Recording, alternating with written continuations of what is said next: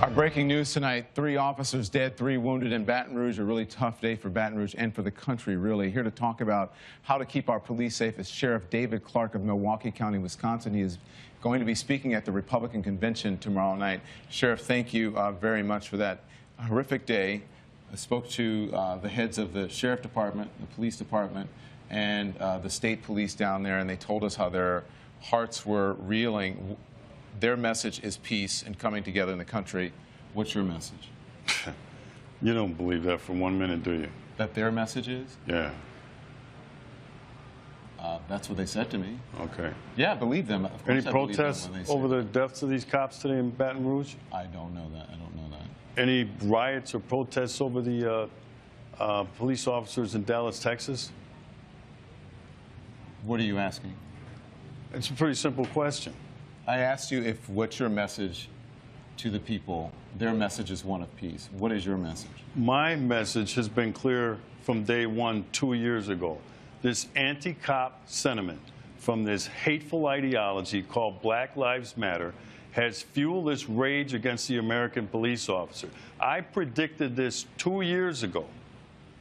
So what I want to know, okay, Sheriff. Do I want to know? With all due respect, do you know that this was because of that? Yes, I do. As a law enforcement officer? I've been watching this for 2 years. I predicted this. This anti-police rhetoric sweeping the country has turned out some hateful things inside of people that are now playing themselves out on the American police officer. I want to know, with all of the black-on-black violence in the United States of America, by the way, when the tragedies happened in Louisiana and Minnesota, you know that 21 black people were murdered across the United States? Was there any reporting on that? There was a black officer who was killed today. But was there any reporting on that? Sheriff, please, let's just keep the volume down here. So I understand, and listen, I'm looking at 3 dead cops this week, Sheriff, and I'm looking at 5 last year. You're trying to tell me to keep it down? Just please, if you'll just please, we can keep it civil.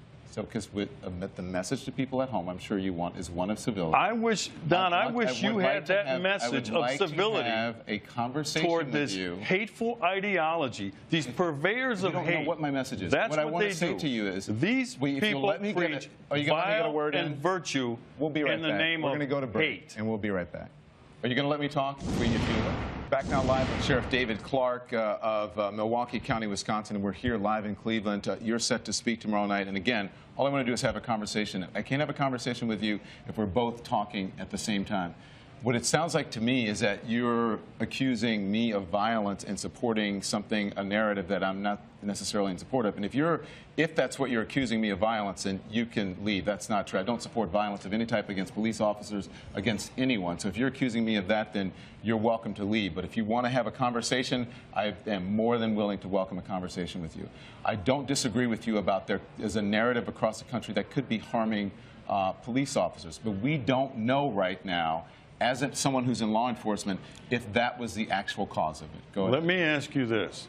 Do we know that generally the American law enforcement officers are racist? Do we know this? Go on. I asked a question.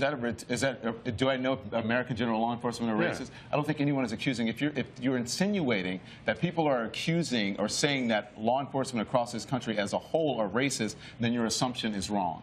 First of all, this whole anti-police rhetoric is based on a lie.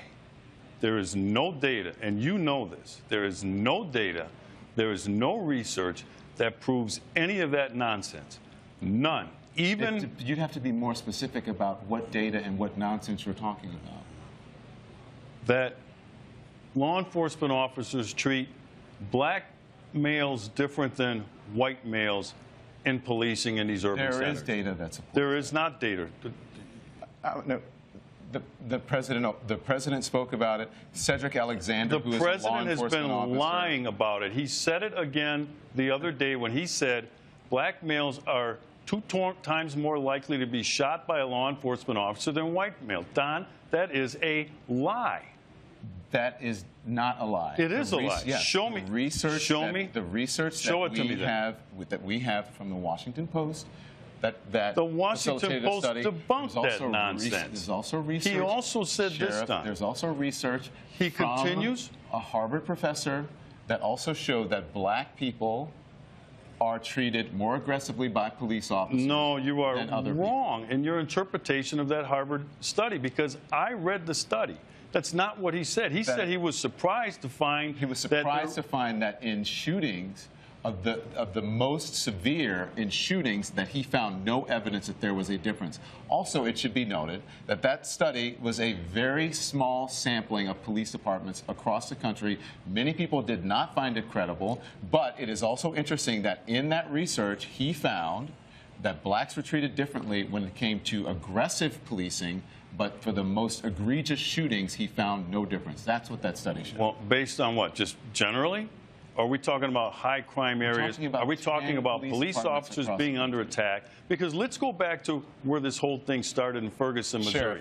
The lie was hands up, don't shoot. You're lumping a whole bunch of things into one. If we can do one specific That's thing where and this stick whole to it, phony movement started. It started out as hands up, don't shoot. You're talking about Black Lives Matter. Right. Okay.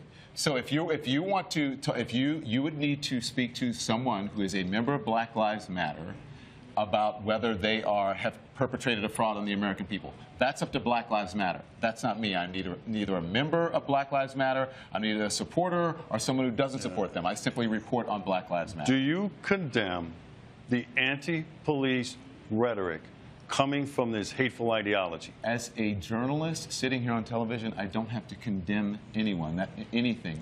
That is something that you should ask other people around the country. I condemn their jobs to condemn just that. like I condemn the hateful ideology out of groups like the KKK. All right? I condemn it. There is no place in American discourse for that sort of vile, vitriolic hate coming out of this ideology. This has fueled and fanned the flames of this anger toward the American police officer. There's only one group in America, one time, that truly cares about the lives of black people in these urban ghettos. And it's the American police officer who goes down there on a daily basis, puts their life on the line to protect who? Black people. So when you say we just want to have a conversation, let's have a conversation about the black-on-black crime, which kills more black males, which is more of a threat to any black male in the United States than a law enforcement officer. Sheriff, yes, that's a different conversation. We can walk and chew gum at the same time. There's an issue when it comes to violence. Black-on-black crime, or it's crime. White people kill white people, tend to kill white people. You know, black people tend to kill black people. Not in the numbers. That's fine, but that's a different conversation. I don't care who white people are killing. That is a different conversation than police brutality, and we're not having that conversation right now. And again, I want to be very clear with you. I condemn all violence of any type, just for the record. Was the situation between Mike Brown and Darren Wilson, was that police brutality? But we're not talking about Mike Brown and Darren Wilson. I am. No, if you're asking me what the Justice Department showed, the Justice Department showed that it exonerated Officer Darren Wilson, and that the hands up, don't shoot narrative was a false narrative. That has been reported by CNN and by others. That was another phony report. What does that have to do with Baton Rouge, Louisiana? All right, because when you take in rates of involvement in violent crime, and crime in general, but violent crime, you're going to see that black males are overrepresented, in terms of being involved in violent crime. That's going to mean more arrests. That's going to mean more people going to prison. This stuff has already been debunked. Sheriff, that's a different conversation. Every time you don't have a response to something I say, you say it's a different conversation. It's not that I don't have a response to you. It's that we're having two different conversations.